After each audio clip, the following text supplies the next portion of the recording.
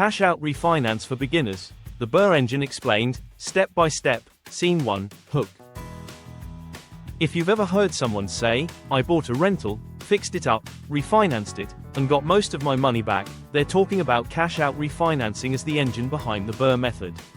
Today I'm going to explain exactly what a cash out refinance is, how investors try to use it to recycle capital, and, most importantly, the math and the red flags so you don't get trapped in a bad deal.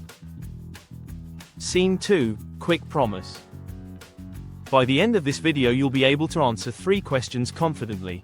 1. How much cash you can realistically pull out. 2. What lenders usually care about when they approve the refinance. And 3. Whether a BRRRR deal actually works when you include boring stuff like vacancy, repairs, taxes, insurance, and reserves. Scene 3. Not financial advice. Quick disclaimer.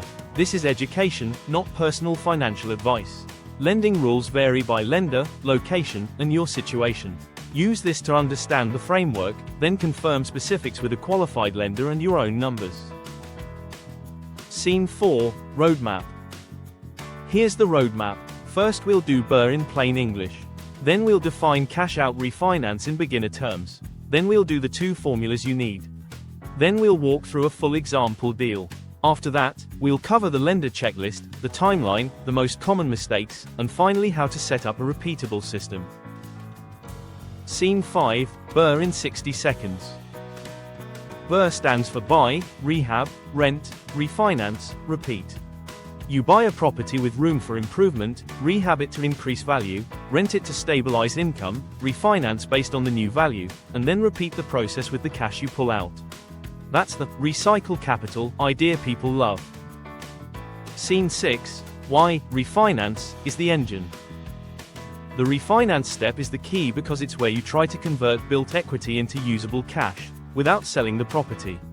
It's like swapping a short-term project loan for a longer-term mortgage and getting some of your cash back out in the process. Scene 7, reality check up front.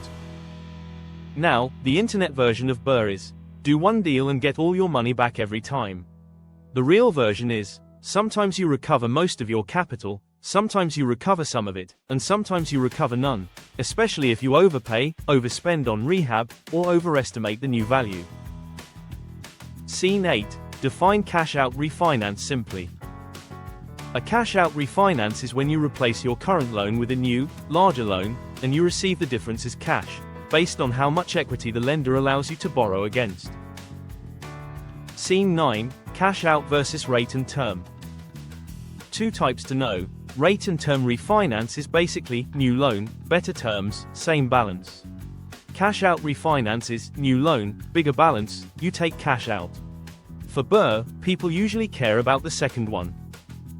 Scene 10, the 5 numbers that matter. When you analyze a BRRRR refinance, you need 5 numbers: purchase price, rehab cost, all-in cost, new appraised value, and the lender's maximum loan to value, LTV for short. Everything flows from those. Scene 11, LTV explained. LTV is the percentage of the property's value a lender is willing to lend. If a lender allows 75% LTV and the property appraises at $200,000, then the maximum loan is typically $150,000. Different loan programs use different LTV caps, so don't assume the same number applies to everyone. Scene 12, ARV explained. In BRRRR talk, you'll hear ARV, after repair value. That's the estimated appraised value after the rehab is complete. Your refinance depends heavily on this number, so if you inflate it, you can accidentally build your entire deal on fantasy. Scene 13, the all-in cost definition. All-in cost is everything you've put into the project. Purchase price plus rehab plus closing costs plus holding costs like utilities, insurance, taxes, and interest while you're renovating. If you ignore holding costs, your all-in number is fake. Scene 14, Formula number 1, maximum new loan. Formula 1 is the refinance ceiling. Maximum new loan approximately equals appraised value times allowed LTV. If appraisal is $250,000 and LTV is 75%, maximum new loan is about $187,500. Scene 15, Formula number 2, cash you can pull out. Formula 2 is the cash out estimate. Cash out approximately equals maximum new loan minus existing loan payoff minus refi closing costs. If you owe $120,000 on a short-term loan and your max new loan is $187,500, your gross room is $67,500, then subtract refi costs. Scene 16, what most beginners miss. Beginners usually miss two things. Number 1, closing costs eat into the cash out, and number 2, the new mortgage payment must still make sense with the rent. A successful refinance that produces negative cash flow is not a win, it's a slow problem. Scene 17, the 3 gates of BRRRR. Think of BRRRR as 3 gates you must pass. Gate 1, equity, appraisal supports a high enough value. Gate 2, income, rent supports the debt. Gate 3, approval, you qualify on credit, reserves, documentation. You need all 3. Scene 18, transition into the worked example. Let's do a full example with realistic steps. I'll use round numbers and keep it simple. Your job is not to copy these numbers, your job is to copy the process.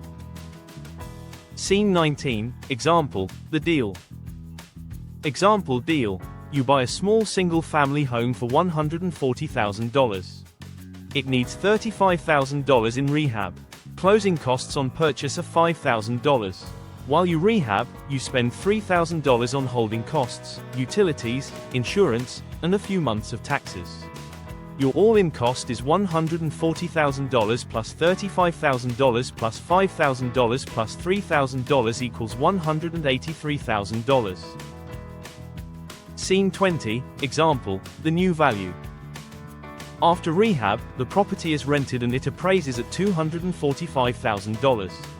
Now the question becomes, what does the lender allow for LTV on a cash-out refinance for this kind of property? Scene 21, example, LTV cap. Let's assume a conservative LTV cap of 75%. That means your maximum new loan is $245,000 times 0.75 equals $183,750. Scene 22, example, payoff and cash out. Let's assume you used a loan or cash to fund the purchase and rehab, and at refinance time your payoff amount is $170,000. Refi closing costs are, say, $6,000. Your estimated cash out is $183,750 minus $170,000 minus $6,000 equals $7,750. Scene 23, important takeaway from the example. Notice what happened, the deal worked, but you didn't pull out a huge pile of cash. You mostly converted your project into a long-term loan and kept your money tied up. That's still valuable, because the deal can cash flow and appreciate, but it's not the viral, infinite money glitch people promise. Scene 24, how people aim for most money back. If you want to recover most of your capital, the gap between your all-in cost and the appraised value must be big enough, and the LTV must be high enough, that the new loan can nearly reimburse what you spent, after closing costs. Scene 25, the equity buffer concept. A safe BRRRR often has an equity buffer. That means you don't target the absolute maximum loan and hope the appraisal hits perfectly. You want room for appraisal variance, rehab surprises, and market changes. Scene 26, the cash flow test. Now we do the cash flow test. Let's say the rent is $2,050 per month. The new mortgage payment might be, for example, $1,350 principal and interest. Then add taxes and insurance, maybe $350. Now you're at $1,700. Then factor vacancy, repairs, and management, let's say another $250. Now you're at $1,950. That leaves about $100 a month. That's thin. Scene 27, why thin cash flow is dangerous. Thin cash flow means one HVAC repair, 1 month of vacancy, or one tax increase can wipe out your profit. BRRRR works best when you build enough margin that the property can survive real life. Scene 28, improve cash flow levers. If cash flow is thin, you only have a few levers: raise rent, if the market supports it, reduce rehab costs, buy cheaper, increase value through smarter upgrades, or refinance into better terms. You can't motivate math. Scene 29, big mistake, overestimating ARV. The most common BRRRR failure is overestimating ARV. If you expect $245,000 but the appraisal comes in at $225,000, your max loan drops instantly and your cash out evaporates. Scene 30, big mistake, underestimating rehab. Second most common failure, underestimating rehab. If the rehab becomes $50,000 instead of $35,000, your all-in cost rises and your equity buffer disappears. Scene 31, big mistake, not stabilizing rent. Third mistake, trying to refinance before the property is truly rent-ready and stable. Lenders often want to see a real lease and predictable income. If you don't have stable rent, you may not pass the income gate. Scene 32, the lender checklist, overview. Now let's talk about what lenders usually care about for a cash-out refinance on an investment property: the property value, the borrower profile, the property income, and the paperwork that proves it all. Scene 33, borrower basics. Borrower basics often include credit score, debt-to-income or DSCR qualification depending on program, and cash reserves. Reserves are the months of payments you have set aside. Lenders want to see that you won't default the first time something breaks. Scene 34, property income basics. On the income side, lenders may look at the lease, rent comps, and sometimes a rental schedule.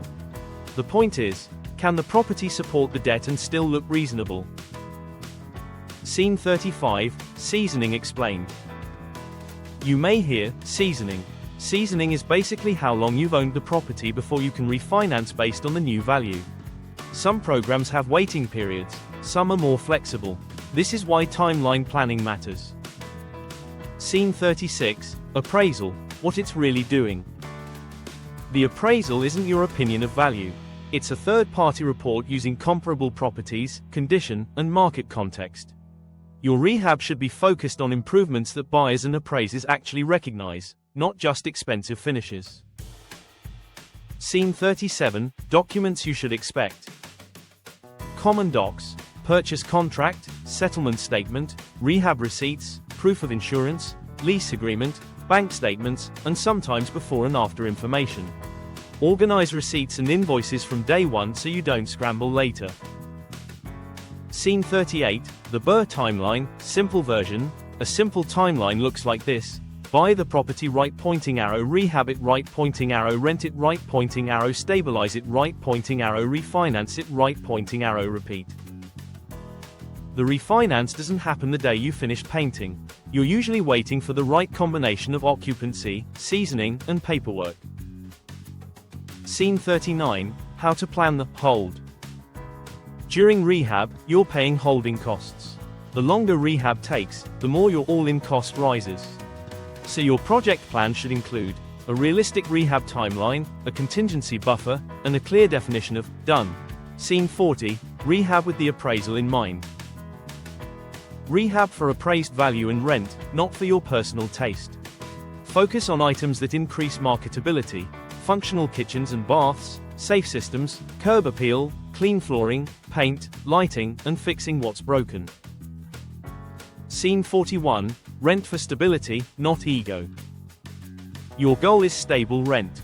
Screening tenants properly and setting rent at market can beat chasing the absolute top rent and ending up vacant. Scene 42, refinancing strategy options. Some investors aim for maximum cash out. Others aim for safe payment. A slightly smaller loan can mean better cash flow and less stress. The best strategy is the one you can repeat for years without blowing up. Scene 43, the repeat step is operational, not magical. The repeat step is not just go buy another. It's a system: tracking capital, managing contractors, managing tenants, tracking reserves, and keeping your paperwork clean so lenders keep saying yes. Scene 44, how to avoid getting stuck. A common trap is getting stuck with capital locked in. To avoid that, you want conservative ARV, realistic rehab, strong cash flow, and a backup plan if the appraisal comes in low, like holding longer, adding value later, or refinancing with different terms. Scene 45, the backup plan mindset. Ask this before you buy: if I can't cash out refinance exactly when I want, can this still be a good rental? If the answer is no, then the deal is fragile. Scene 46, quick recap, the two formulas. Recap time. Formula 1. Maximum loan equals appraised value times LTV. Formula 2. Cash out equals maximum loan minus payoff minus closing costs. If you can do those two in your head, you're already ahead of most beginners. Scene 47, quick recap, the three gates. Also recap, you need to pass the equity gate, the income gate, and the approval gate. If any one fails, the refinance either doesn't happen or doesn't happen the way you planned. Scene 48, mini checklist, deal analysis. Here's a simple mini checklist for analyzing a BRRRR deal. What's my all-in cost? What's my conservative ARV? What LTV is realistic for my scenario? What's my estimated cash out after costs? What is monthly cash flow after vacancy, repairs, and management? And what's my plan B? Scene 49, common myth, 100% money back.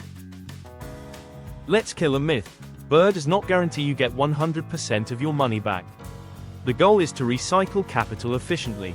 Sometimes that's 80%, sometimes 50%, sometimes 10%, and sometimes 0, depending on deal quality and lending terms. Scene 50, common myth. Appraisal always matches ARV. Second myth, the appraisal always matches your ARV spreadsheet. Appraisers use comps and market realities. Your job is to be conservative and treat upside as a bonus, not a requirement. Scene 51, common myth, cash out means profit. Third myth, cash out is profit. Cash out is debt. It can be useful debt if the property supports it, but it's still a bigger loan that must be repaid, month after month. Scene 52, risk section, leverage. The biggest risk in BRRRR is leverage. When you refinance, you may be increasing your debt load. If rents drop, expenses rise, or you have vacancy, high leverage amplifies the pain. Scene 53, risk section, reserves. The safety valve is reserves. Reserves are not money you're failing to invest. Reserves are what keeps you from panic selling or missing payments when something breaks. Scene 54, risk section, interest rate exposure. Rates matter because they affect payment. If the refinance payment is too high, your cash flow disappears. That's why it's smart to run worst-case numbers and not assume you'll always get ideal terms. Scene 55, how to make it repeatable. To make BRRRR repeatable, you want a repeatable process. Same property type, same neighborhoods, same rehab standards, same tenant criteria, and a consistent lender relationship. The best investors reduce randomness. Scene 56, the one deal scorecard.